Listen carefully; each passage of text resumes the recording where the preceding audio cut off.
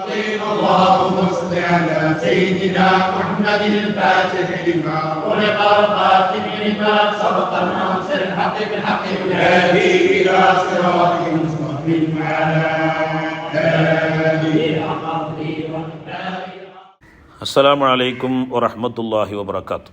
ബിസ്മില്ലാഹി വൽഹംദുലില്ലാഹ് അസ്സലാത്തു വസ്സലാമു അലാ അഷ്റഫിൽ മുർസലീൻ വഅലാ ആലിഹി വസഹ്ബിഹി അജ്മഈൻ അമ്മാ ബഅദ്. അല്ലാഹുമ്മ സ്വല്ലി വസല്ലിം വബാരിക അലാ സയ്യിദിനാ മുഹമ്മദിനിൽ ഫാത്തിഹി ലിമാ ഉഗ്ലിഖ വൽ ഖാതിമി ലിമാ സബഖ നാസിറുൽ ഹഖ് ബിൽ ഹഖ് വൽ ഹാദി ഇലാ സിറാത്തിക്കൽ മുസ്തഖീം വഅലാ ആലിഹി വസഹ്ബിഹി ഹഖ്ക ഖദരിക വമിഖ്ദാരികൽ അളീം. പരിശുദ്ധമായ നോമ്പ്. ഇന്ന് നോമ്പ് 7 അല്ലേ? ഇന്ന് നോമ്പ് 7 ആണ്. ഈ നോമ്പ് എന്ന് പറയുന്ന സൗമ് എന്ന് പറയുന്ന വാക്കിൻ്റെ അർത്ഥം തന്നെ മൗനം എന്നാണ്. മൗനം, സുംത്ത്, മൗനം. എന്താണ് അല്ലാഹു തആല ഒരുപാട് ലഫ്ളുകൾ ഈ നോമ്പിന് വെക്കാലോ. നബയ്തു സൗമ ഗദിൻ അല്ലേ? നബയ്തു സൗമ ഗദിൻ. സൗമ് എന്നുള്ള വാക്കാണ് അല്ലാഹു സുബ്ഹാനഹു വ തആല ഉപയോഗിച്ചത്.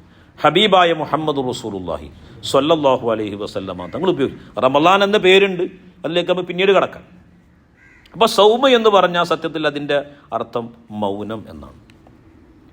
മൗനം ഒരു മനുഷ്യനെ എങ്ങോട്ടേക്ക് എത്തിക്കുക? മൗനം എന്ന് പറയുന്ന സാധനം ഒരു മനുഷ്യനെ ഹൃദയ ശാന്തതയിലേക്കാണ് എന്ത് ചെയ്യുക? എത്തിക്കുക. ഹൃദയം ശാന്തമാകുക. ശാന്തത എന്ന് പറയുന്ന സാധനമാണ്. ഇപ്പം ഇസ്ലാം ശാന്തിയാണെന്ന് പറയലുണ്ട്. ഇസ്ലാം ശാന്തിയാണ്. ഇസ്ലാം സമാധാനമാണ്. കാരണം ശാന്തിയുടെയും സമാധാനത്തിൻ്റെയും അവസ്ഥയാണ് ഒരു മുസ്ലിമിന് ഉണ്ടാവേണ്ടതെന്ന്. ആ മുസ്ലിമിൻ്റെ കർമ്മങ്ങളിലും എന്തു വേണം? അത് നിഴലിച്ച് കാണണം. ആ ശാന്തിയും സമാധാനവും കാണണം. അതാണ് സൗമ് എന്ന് പറയുന്ന വാക്ക് ഇതിന് പ്രയോഗിക്കാനുള്ള കാരണം. അപ്പോൾ നോമ്പ് എന്ന് പറയുന്നത് ഒരു മൗനത്തിലേക്കുള്ള കവാടം തുറക്കുകയാണ്. മഹാന്മാരാകുന്ന ആളുകൾ പറയുന്നുണ്ട്, നിങ്ങൾക്ക് ഹൃദയബോധ്യം വരുന്നത്, അള്ളാഹുവിനെക്കുറിച്ചുള്ള മഅരിഫത്തിൻ്റെ അറിവ്, വിജ്ഞാനം വരുന്നത്, അസ്റാറുകൾ നിങ്ങളുടെ ഹൃദയത്തിലേക്ക് ഒഴുകിയെത്തുന്നത് നിങ്ങൾ ശാന്തതയിലായി നിൽക്കുന്ന സമയത്താണ്, നിങ്ങൾ മൗനത്തിലാകുന്ന സമയത്താണ്. ആരിഫീങ്ങളാകുന്ന ആളുകൾക്ക് മുറാക്കബ ഉണ്ടാകലുണ്ട്, ആരിഫീങ്ങൾക്ക് റിയാദകൾ ഉണ്ടാവലുണ്ട്. അതിൽ തന്നെ അദ്കാറുള്ളതുണ്ട്, അദ്കാറില്ലാത്തതുണ്ട്. പല മഹാന്മാരും പറയുന്നു പല മുറാക്കബകളും പല റിയാദകളും മൗനമാണ്. പല റിയാദകളും എന്താണ്? മൗനമാണ്. ഒന്നും മിണ്ടണ്ട, ഒന്നും എന്ത് ചെയ്യണ്ട, സംസാരിക്കണ്ട. അല്ലേ? ബഹുമാനപ്പെട്ട അബൂ യസീദ് അൽ ബിസ്താമി റളിയല്ലാഹു അൻഹു അല്ലേ, ഷെയ്ഖിൻ്റെ മുമ്പിൽ ഒന്നും സംസാരിച്ചിട്ടില്ല, പോയി ഇരുന്നിട്ടുള്ളൂ. 12 വർഷം കൊണ്ട് വലിയ മക്കാമിലേക്ക് എത്തി അബൂ യസീദ് അൽ ബിസ്താമി റളിയല്ലാഹു അൻഹു. അങ്ങനെ മൗനം കൊണ്ട് വലിയ മക്കാമിലേക്ക് എത്തിയ ആൾ ഒന്നും സംസാരിക്കേണ്ട ആവശ്യമില്ല. മൻ സ്വമത നജാ.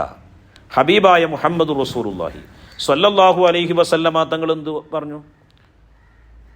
മൻ സ്വമത നജാ. മിണ്ടാതിരുന്ന ആൾ എന്ത് ചെയ്തു? രക്ഷപ്പെട്ടു.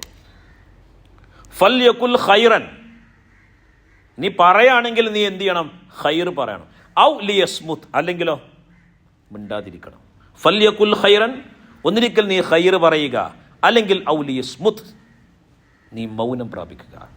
അപ്പോൾ നോമ്പ് എന്ന് പറയുന്നത് മൗനത്തിൻ്റെ ഒരു കവാടമാണ് തുറക്കുന്നത്. ഒരു ശാന്തതയുടെ കവാടമാണ് എന്ത് ചെയ്യണത്? തുറക്കുന്നത്. ശാന്തതയാണ് അള്ളാഹുവിലേക്കുള്ള വഴി തുറക്കുന്നത്. ശാന്തതയിലൂടെയാണ് അള്ളാഹുവിൻ്റെ മഅരിഫത്തിനെ പല ആളുകളും എന്ത് ചെയ്തിട്ടുള്ളത്? പ്രാപിച്ചിട്ടുള്ളത്. പല മുറാക്കബുകളും പല റിയാദകളൊക്കെ മൗനമായിരുന്നു എന്നുള്ളൊരു ബോധ്യത്തിലേക്കാണ് ഈ നോമ്പ് നമ്മൾ എന്ത് ചെയ്യണത്? എത്തിക്കുന്നത്. പരിശുദ്ധ ഖുർആനിൽ മഹദിയാകുന്ന മറിയം ബീവി റളിയല്ലാഹു അൻഹാ അല്ലേ, ബഹുമാനപ്പെട്ട സയ്യിദന റൂഹുല്ലാഹി ഈസാ നബി അലൈഹിസ്സലാമിൻ്റെ ഉമ്മ ഒരാണില്ലാതെ ഗർഭിണിയായി. അള്ളാഹുവിൻ്റെ പ്രത്യേകമായ മഹ്ളു ഫദ്ലു കൊണ്ട്, മലായിക്കത്തിൻ്റെ ആ ഒരൊറ്റ ഊത്തുകൊണ്ട് മഹദി അവറുകൾ എന്തായി? ഗർഭിണിയായി. സ്വാഭാവികമായും ഭർത്താവില്ലാത്ത ഒരു പെണ്ണ് ഗർഭിണിയാകുമ്പോൾ നാട്ടുകാർ ആ പെണ്ണിനെക്കുറിച്ച് പലതും പറയും. അവിഹിതം എന്ന് പറയും, വേശ്യ എന്ന് മുദ്ര കുത്തും. വ്യഭിചാരിണി എന്ന വാക്ക് ലോകം വിളിച്ചു പറയും. മഹദിയാകുന്ന മറിയം ബീബി റളിയല്ലാഹു അൻഹക്ക് വല്ലാതെ പേടിയായി. ജനങ്ങൾ എന്നോട് ചോദിക്കുമ്പോൾ എന്ത് പറയണമെന്നറിയില്ല. ആ സമയത്ത് അല്ലാഹു തആല പറഞ്ഞു, ഫഖൂലി, നീ പറയണം, ഇന്നി നദർതു ലിർറഹ്മാനി സൗമ, ഇന്നി നിശ്ചയമായിട്ടും ഞാൻ, നദർതു ഞാൻ നേർച്ചയാക്കിയിട്ടുണ്ട്, ലിർറഹ്മാനി പ്രപഞ്ചനാഥനാകുന്ന പ്രണയനാഥനാകുന്ന അല്ലാഹു സുബ്ഹാനഹു വ തആലക്ക് ഞാൻ നേർച്ചയാക്കിയിട്ടുണ്ട് സൗമ, മൗനവ്രതം. മൗനവ്രതം ഞാൻ എന്ത് ചെയ്തിട്ടുണ്ട്? നേർച്ചയാക്കി. ഞാൻ മുണ്ടൂല. ഫലൻ ഉകല്ലിമൽ യൗമ ഇൻസിയ, ഇന്നേ ദിവസം ഞാൻ മനുഷ്യന്മാരോട് എന്ത് ചെയ്യൂല? സംസാരിക്കൂല. മനുഷ്യന്മാരോട് എന്ത് ചെയ്യൂല? സംസാരിക്കൂല. ഈ ഒരു ആയത്തിൻ്റെ തഫ്സീറിൽ മഹാന്മാരാകുന്ന ആളുകൾ പറയുന്നുണ്ട്, സംസാരിക്കാത്തൊരവസ്ഥ, മൗനത്തിൻ്റെ ഒരവസ്ഥ ഒരാളെ യാഥാർത്ഥ്യത്തിലേക്ക് എത്തിക്കുന്നതാണ്. സംസാരിക്കുമ്പോഴല്ല ഒരാൾക്ക് യാഥാർത്ഥ്യം വെളിപ്പെടുക, മൗനമായിരിക്കുന്ന സന്ദർഭത്തിലാണ് എന്ത് ചെയ്യുക? യാഥാർത്ഥ്യം വെളിപ്പെടുക. ആ യാഥാർത്ഥ്യത്തിലേക്കാണ് ഓരോ നോമ്പും നമ്മളെ നയിക്കുന്നത്. അപ്പോൾ ഓരോ വിശ്വാസി പ്രഭാതം മുതൽ പ്രദോഷം വരെ നോമ്പെടുക്കുകയാണ്. അവന് ഒന്നും കഴിക്കണില്ല, അതൊരു വ്രതം തന്നെയാണ് അല്ലേ? ഒന്നും കഴിക്കാതിരിക്കുക വ്രതാണ് അല്ലേ? കഫം പോലും അറക്കാൻ പാടില്ല, വ്രതാണ്. ഭാര്യയുമായി പകലിൽ എന്ത് ചെയ്യാൻ പാടില്ല? ശയിക്കാൻ പാടില്ല, വ്രതാണ്.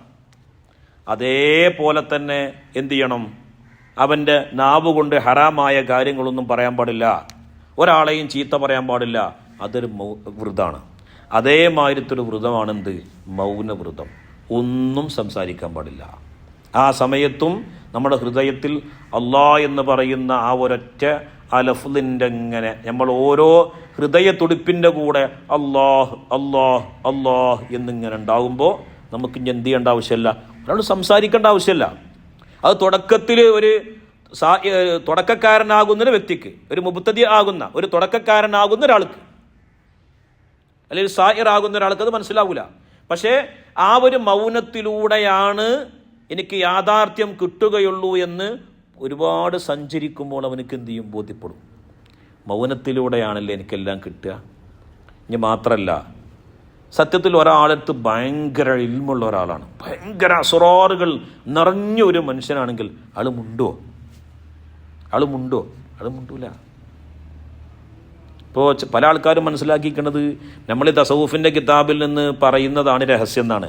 അതൊന്നും രഹസ്യമൊന്നുമല്ല, അതൊക്കെ മഹാന്മാർ കിതാബിൽ രേഖപ്പെടുത്തിയതാണ്. ലോകം അറിയട്ടെ, ലോകം വായിക്കട്ടെ, ലോകം മനസ്സിലാക്ക, എല്ലാം ഒന്നല്ല കേട്ടോ.